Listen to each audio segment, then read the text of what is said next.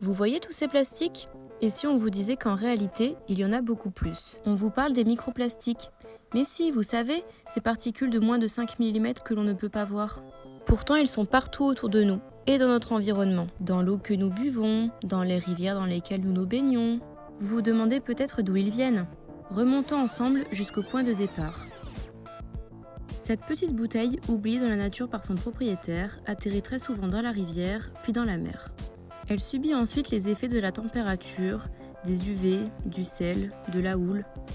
Petit à petit, le plastique se détériore et se transforme en petites particules. Mais ce n'est pas tout. Les microplastiques peuvent aussi arriver directement sous cette forme dans notre environnement.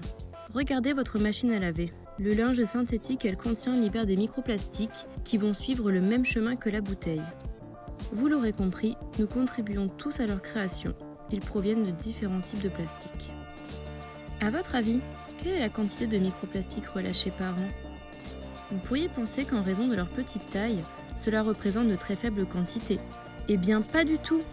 L'apport de microplastiques en mer est de 260 000 tonnes par an en Méditerranée et 1,5 million de tonnes dans l'ensemble de l'océan, soit 48 kg par seconde. Ces déchets représentent un danger pour notre environnement. Certaines activités humaines ont plus d'impact que d'autres sur la production de ces particules. En Méditerranée, des chercheurs tentent de déterminer l'impact de la conchiliculture sur la création de ces polluants. La conchiliculture utilise de nombreux matériaux plastiques tout au long de la chaîne de production. Cette étude s'inscrit dans le projet Déclic.